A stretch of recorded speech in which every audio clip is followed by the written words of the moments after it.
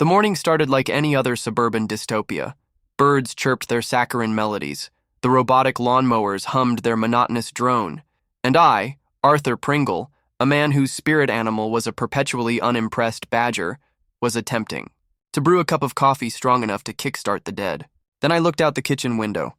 My meticulously manicured lawn, a testament to my silent war against rogue dandelions and overly enthusiastic earthworms, was gone, vanished. In its place, shimmering under the deceptively innocent morning sun, was a goddamn swimming pool. Not an inflatable kiddie pool, mind you.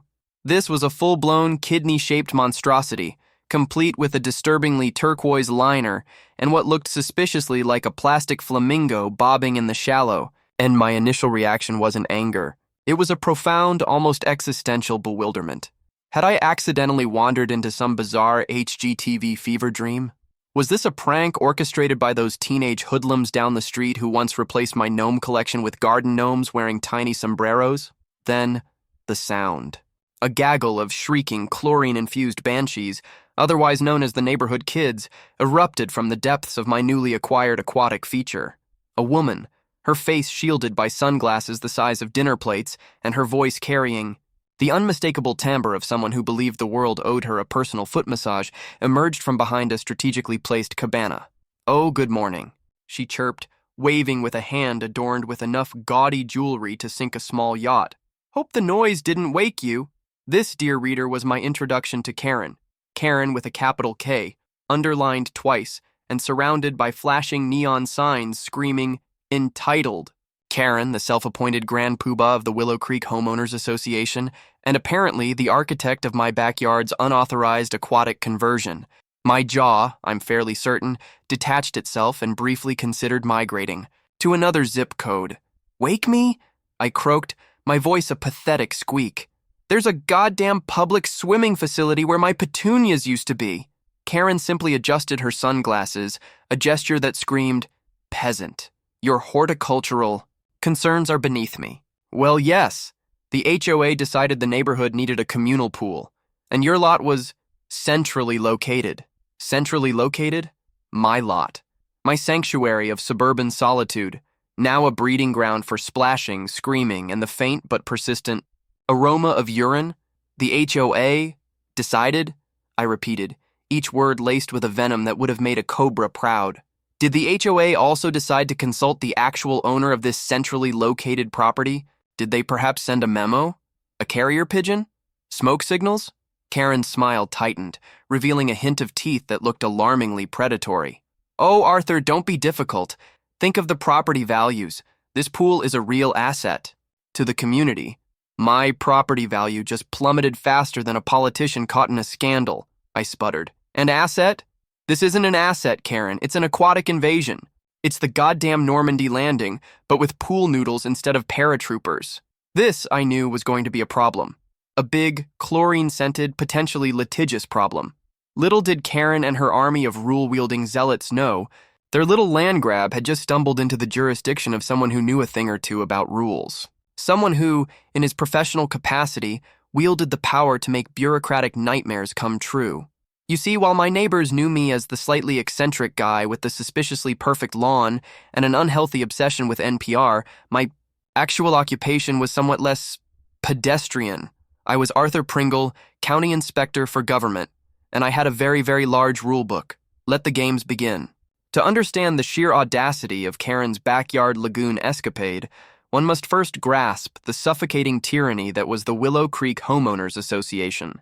Karen, like a benevolent, in her own mind, dictator, ruled with an iron fist clad in pastel-colored acrylic nails. Her reign was characterized by an endless barrage of meticulously crafted and utterly insane regulations, each one designed to micromanage every aspect of suburban existence. Mailboxes, for instance, were to be painted eggshell white, semi-gloss, Sherwin-Williams Code number 7008, applied with a badger hairbrush between the hours of 10 a.m. and 2 p.m. on a Tuesday with a waning gibbous moon. Any deviation resulted in a sternly worded letter, followed by escalating fines that could rival the GDP of a small island nation.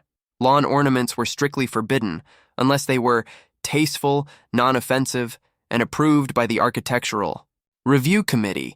a committee consisting solely of Karen and her equally opinionated chihuahua, Princess Fluffybutt III. Bird feeders were acceptable, but only if they contained organic, locally sourced, non-GMO birdseed, and were hung at precisely 7.3 inches below the lowest branch of an oak tree. The neighborhood grapevine thrived on tales of Karen's petty enforcement. Old Mrs. Henderson received a violation notice for having a single dandelion, bravely pushing through her meticulously weeded sidewalk. Young Timmy Miller was fined for bouncing his basketball after 8:01 p.m. Even Mr. Abernathy, a man whose quiet existence revolved around tending his prize-winning roses, was cited for his rose bushes allegedly encroaching by 0.5 centimeters onto the communal green space. The whispers of rebellion were constant but subdued. People grumbled at backyard barbecues, exchanged exasperated glances during the monthly HOA meetings, which were essentially Karen's one-woman show, and occasionally engaged in acts of minor defiance, like planting a slightly off-color petunia or letting their grass grow a rebellious quarter of an inch too long. I, however, had mostly remained on the periphery of this suburban drama. My perfect lawn and adherence to the more reasonable and less aesthetically offensive rules had earned me a sort of neutral standing. I nodded politely at Karen, paid my dues on time, and generally kept to myself, content in my badger-like existence.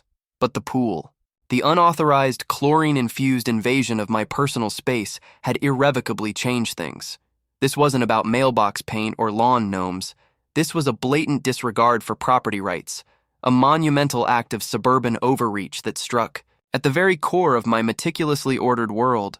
My inner badger, usually content with quiet contemplation, was now frothing at the mouth, its claws itching for bureaucratic battle.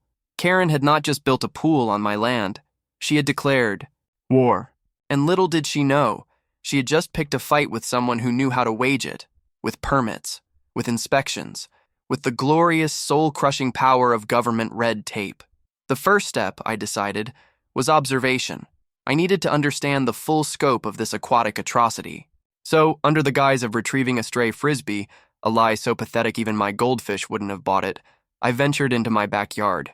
The scene was even more horrifying up close. The turquoise liner looked suspiciously cheap.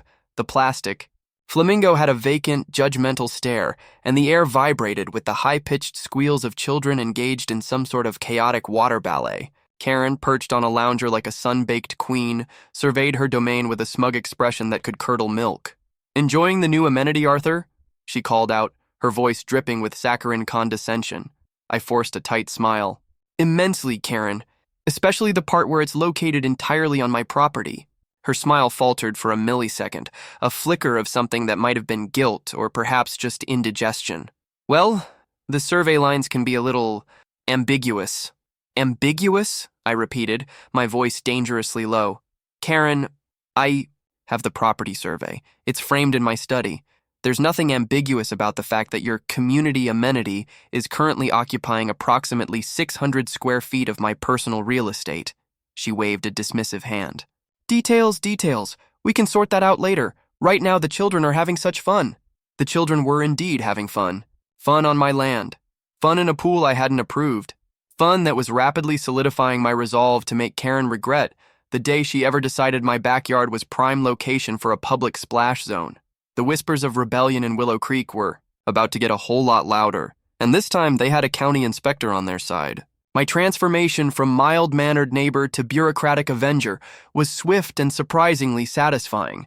The years spent navigating the labyrinthine corridors of county regulations, deciphering arcane codes, and wielding the power of the official stamp were finally about to pay off in a truly personal way.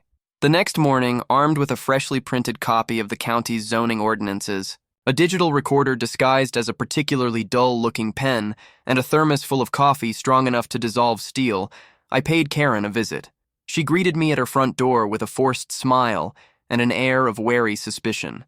Princess Fluffybutt. The third, perched precariously on her shoulder, offered a series of high-pitched yaps that sounded suspiciously like trespasser. "Arthur, what a surprise," Karen said, her voice a little too bright.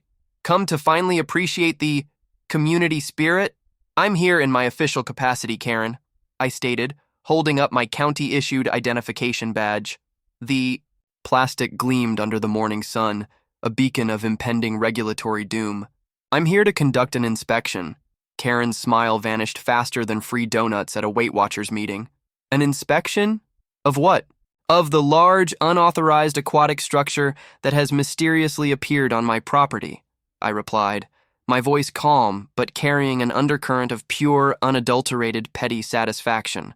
Her eyes narrowed. "You can't just inspect my property." "Actually, Karen, I can," I said, flipping open my copy of the zoning ordinances to a highlighted section. Section 4, subsection B, paragraph 12 clearly states that any construction exceeding a certain square footage requires proper permits and adherence to setback regulations. Failure to comply can result in significant fines and mandatory removal. Karen's face was rapidly cycling through a spectrum of unpleasant colors. Princess Fluffybutt, sensing her mistress's distress, began to emit a series of frantic yips. But the HOA approved it," Karen sputtered. "The HOA," I said, my tone dripping with professional disdain, "does not supersede county regulations. Unless your HOA somehow managed to annex itself into a sovereign nation exempt from local laws, their approval is about as legally binding as a fortune cookie." I proceeded with my inspection, meticulously documenting every infraction. The pool's proximity to the property line violated setback requirements. There was no visible permit posted. The electrical wiring for the pump looked suspiciously DIY, and the drainage system appeared to be a haphazard collection of garden hoses pointed vaguely in the direction of Mrs. Henderson's prize-winning petunias. Karen trailed after me, her protests growing increasingly shrill. "This is harassment! You're just doing this because you're mad about the pool." "My personal feelings are irrelevant, Karen," I said, my voice a model of bureaucratic neutrality. "I am simply upholding the law, just like you uphold the HOA regulations regarding mailbox paint and the precise height of bird feeders." The irony, I must admit, was delicious. By the time I concluded my inspection, my little digital pen was filled with damning evidence. I informed Karen that I would be issuing a formal notice of violation, giving the HOA, and by extension her, a limited time frame to rectify the situation. "Rectify?" Karen shrieked. "You expect us to just dismantle the pool? That would be the most straightforward method of compliance." "Yes," I replied, my inner badger doing a little jig of glee. As I walked back to my own, newly pool-adjacent property, I could feel the eyes of the neighborhood on me. Whispers followed me like the buzzing of angry bees. Some looked at me with fear, others with a glimmer of hope. The reign of Karen, it seemed, was facing its first serious challenge. That evening, the Willow Creek Neighborhood Facebook group exploded. Someone had posted a picture of me in my official capacity, clipboard in hand, standing beside the offending pool. The caption read, "Our savior has arrived. County inspector investigates Castle Karen's illegal lagoon." The comments section was a glorious mix of outrage, schadenfreude, and thinly veiled threats directed at Karen. The whispers of rebellion were turning into a full-throated roar. And I, Arthur Pringle, the unassuming county inspector, was suddenly the reluctant hero of Willow Creek. The official notice of violation arrived at Karen's doorstep the following morning, delivered by a uniformed county officer with the gravitas of someone delivering a royal decree. The notice, printed on official county letterhead and bearing, my stern signature, outlined the numerous code violations and demanded immediate action. Karen's reaction was, predictably, nuclear. The neighborhood Facebook group became her personal sounding board, a digital wailing wall where she accused me of everything from having a personal vendetta to being in league with the radical Dandelion Liberation Front. The monthly HOA meeting, scheduled for that evening, was less a civil discussion of neighborhood affairs and more a gladiatorial arena. The air crackled with tension as neighbors, emboldened by my official intervention, finally voiced their long-suppressed grievances. Mr. Abernathy, his usually gentle face flushed with indignation, presented photographic evidence of the pool's drainage system flooding his prize-winning roses. Mrs. Henderson, brandishing her dandelion citation like a badge of honor, demanded an apology for the emotional distress caused by Karen's tyrannical enforcement of lawn perfection. Even young Timmy Miller's mother spoke up about the excessive fines levied against her son for the heinous crime of after-hours basketball dribbling. Karen, initially defiant, found herself increasingly overwhelmed by the sheer volume of collective discontent. Her attempts to deflect blame and assert her authority were met with a chorus of angry murmurs and pointed accusations. Princess Fluffybutt, sensing the shift in power, burrowed deeper into Karen's oversized handbag, occasionally emitting a nervous whimper. The climax of the meeting came when Bob, the rebel dad Johnson, a man whose quiet acts of suburban rebellion included painting his birdhouse a shocking shade of purple and occasionally letting his lawn reach a scandalous 5 inches in height, proposed a vote of no confidence in Karen's leadership. The vote was swift and decisive. Even Mildred McMillan, the neighborhood's most ardent rule follower and Karen's usual ally, raised her hand in a trembling aye. Karen, her face a mask of disbelief and fury, was effectively dethroned. The aftermath of the HOA coup was chaotic. A temporary committee was formed to manage the neighborhood's affairs, and the thorny issue of the illegal pool loomed large. Karen, stripped of her power and facing the very real prospect of a hefty fine and mandatory pool removal, retreated into her house, emerging only occasionally to glare at me with the incandescent rage of 1,000 suns. Meanwhile, a new form of rebellion was brewing in Willow Creek. Inspired by Karen's audacity and fueled by a newfound sense of liberation, residents began to push the boundaries of the previously sacrosanct HOA rules. Bob, the rebel dad Johnson, emboldened by his role in Karen's downfall, erected a 6-foot-tall garden gnome dressed as a Viking warrior in his front yard. Mrs. Henderson, in a defiant act of horticultural anarchy, planted a vibrant patch of scarlet poppies, a clear violation of the neighborhood's pastel-only flower policy. Even Mildred McMillan, in a shocking display of newfound independence, painted her mailbox a daring shade of teal. And then there was me. Emboldened by my initial victory, and perhaps a little intoxicated by the neighborhood's newfound appreciation, I decided to engage in a little architectural expression. I had always secretly resented the HOA's ban on unnecessary structures. My lifelong dream was to build a small, whimsical turret on the corner of my property, a folly of architectural fancy that would serve no practical purpose whatsoever. Now, with Karen's authority in tatters and a rebellious spirit permeating the neighborhood, the time seemed ripe. Ignoring the bewildered stares of my neighbors and the sputtering outrage that occasionally emanated from Karen's closed windows, I began construction. Brick by brick, my little turret rose from the corner of my yard, a defiant middle finger to the stifling conformity that had long plagued Willow Creek. The irony, of course, was not lost on me. The man who had brought down the iron fist of HOA rule was now engaging in a blatant act of architectural rebellion. But in my defense, my turret was entirely within my property lines, and I had, of course, filed the necessary and meticulously detailed permit applications with the county. Let Karen try to find a violation in that. My little turret, affectionately dubbed Castle Pringle by the neighborhood, quickly became a local landmark. Some admired its whimsical charm, others found it utterly ridiculous, but everyone agreed it was a bold statement. A statement that whispered, "We will not be silenced by arbitrary rules." Karen, however, did not find it charming. Her simmering rage finally boiled over. She began a campaign of harassment that ranged from leaving anonymous and grammatically atrocious notes on my doorstep to calling the county anonymously to report suspicious construction activity at my residence. Each time, a bewildered county inspector, not me, thankfully, would arrive, examine my meticulously permitted turret, and leave shaking their head. Karen's calls became so frequent that the county dispatchers started recognizing her voice and politely directing her to the official complaint form. Frustrated by her lack of official recourse, Karen turned to the weapon of the digital age, social media. She launched a one-woman smear campaign against me, posting blurry photos of my turret on the neighborhood Facebook group with captions like "Pringle's Folly, a monument to ego and disregard for community standards," and "Is our property value safe with this monstrosity looming?"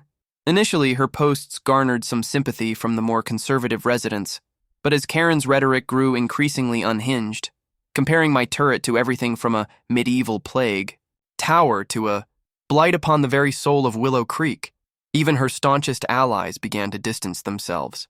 Then came the video. Someone, rumored to be Bob the rebel dad, had filmed Karen in her front yard, dressed in a bathrobe and wielding a garden hose, attempting to spray paint my turret under the cover of darkness. The video, set to a dramatic opera score, went viral within the neighborhood. "Castle Pringle under siege," the caption screamed. The The comment section was a riot. People photoshopped my turret into scenes from medieval battles and fantasy movies. Someone created a Save Castle Pringle GoFundMe page, which I promptly shut down. Karen, once the feared ruler of Willow Creek, had become a laughingstock.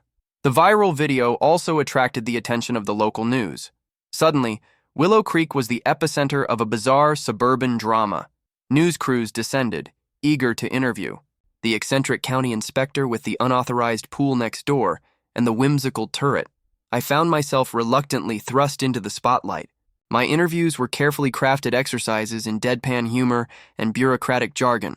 I spoke at length about property lines, zoning regulations, and the importance of adhering to established codes, all while subtly highlighting the absurdity of the situation. Karen, meanwhile, refused to comment, barricading herself in her house and occasionally peeking out from behind her curtains with the haunted look of a besieged monarch. The media attention, while initially amusing, had an unexpected consequence. It attracted the attention of the higher-ups at the county. My supervisor, a perpetually stressed man named Mr. Henderson, no relation to the dandelion-afflicted Mrs. Henderson, called me into his office. "Pringle," he sighed, rubbing his temples. "What in the Sam Hill is going on in Willow Creek?" I gave him my most professional summary, carefully omitting the more dramatic details. I focused on the code violations, the unauthorized construction, and my official actions as an inspector. Mr. Henderson listened with a mixture of disbelief and morbid fascination. "So your neighbor built a pool on your land?" "Without permits, sir," I emphasized, "and in direct violation of setback regulations. And now you've built a turret?" "A fully permitted and code-compliant turret, sir," I corrected him. Mr. Henderson stared at me for a long moment, a flicker of something that might have been admiration in his weary eyes. "Pringle," he said finally, "you are a unique individual. Just make sure everything you've done is strictly by the book. We don't need a lawsuit on top of this media circus." "Understood, sir," I replied, my inner badger puffing out its chest with bureaucratic pride. The pressure on Karen intensified. The county issued a final ultimatum: remove the pool within 30 days or face escalating fines and potential legal action. The neighborhood, emboldened by the media attention and Karen's public humiliation, held a bye-bye backyard lagoon block party, complete with inflatable flamingos and a dunk tank featuring a cardboard cutout of Karen's face. Karen's downfall was swift and spectacular. Stripped of her authority, facing legal repercussions, and the subject of widespread ridicule, she became a pariah in Willow Creek. Even Princess Fluffybutt seemed to have deserted her, occasionally seen being cuddled by a sympathetic Mrs. Henderson. My Castle Pringle, however, stood tall, a whimsical monument to the triumph of property rights and the glorious chaos of suburban rebellion. It even started attracting tourists, much to my quiet amusement. The 30-day deadline for the HOA pool's removal arrived with the quiet inevitability of a sunrise. On that morning, a fleet of trucks and a small army of disgruntled laborers descended upon Karen's property. The sounds of jackhammers and heavy machinery echoed through Willow Creek as the unauthorized lagoon was systematically dismantled, piece by turquoise piece. Karen watched the demolition from her living room window, a solitary figure shrouded in the gloom of her own making. Her reign of terror was officially over. The aftermath was surprisingly peaceful. The temporary HOA committee, surprisingly competent, implemented a series of reforms designed to prevent future Karen-esque dictatorships. The mailbox paint regulations were relaxed, lawn ornament restrictions were eased, and the monthly meetings became actual discussions, not just Karen's pronouncements from on high. Life in Willow Creek began to return to a semblance of normalcy, albeit a slightly more eccentric normalcy. Bob, the rebel dad, painted his entire house in a vibrant rainbow of defiance. Mrs. Henderson cultivated a riotous garden of non-pastel blooms, and Mildred McMillan even got a small, tasteful, and fully permitted gargoyle for her front porch. As for me, Castle Pringle remained my quirky architectural statement, a constant reminder of the time the neighborhood rose up against tyranny and a really badly placed swimming pool. It even became a minor tourist attraction, with people occasionally stopping to take pictures of the inspector's folly. One afternoon, a moving truck pulled up to Karen's house. She emerged, looking gaunt and defeated, and supervised the loading of her belongings. As she was about to get into her car, she looked over at my turret, a flicker of something unreadable in her eyes. Then, with a sigh that seemed to carry the weight of 1,000 HOA violations, she drove away. The legend of Karen and the backyard lagoon became a cautionary tale whispered at neighborhood barbecues. Children were warned to behave lest they incur the wrath of the pool-building witch. And the story of the county inspector who dared to build a turret in the face of suburban conformity became a local legend. A few months later, I received a postcard. It was postmarked from Sunnyside Acres, a retirement community known for its meticulously manicured lawns and surprisingly strict HOA rules. The picture on the front was of a row of identical beige houses, each with precisely 3 rose bushes, and an approved birdhouse mounted at the regulation height. On the back, in Karen's unmistakable, slightly shaky handwriting, were 3 simple words: "They have rules." I chuckled, a deep, rumbling sound that echoed in the quiet of my turret study. Poetic Justice, it seemed, had a rather ironic sense of humor. And so life in Willow Creek continued, a little bit stranger, a little bit more colorful, and a whole lot less likely to have an unauthorized swimming pool appear in someone's backyard. And I, Arthur Pringle, the badger-spirited county inspector, continued to tend my, now slightly less perfect lawn, occasionally gazing up at my whimsical turret, a silent testament to the day a petty suburban war was fought and won, one ridiculous rule and one unauthorized pool at a time. The legend of Willow Creek and the inspector with the castle lived on.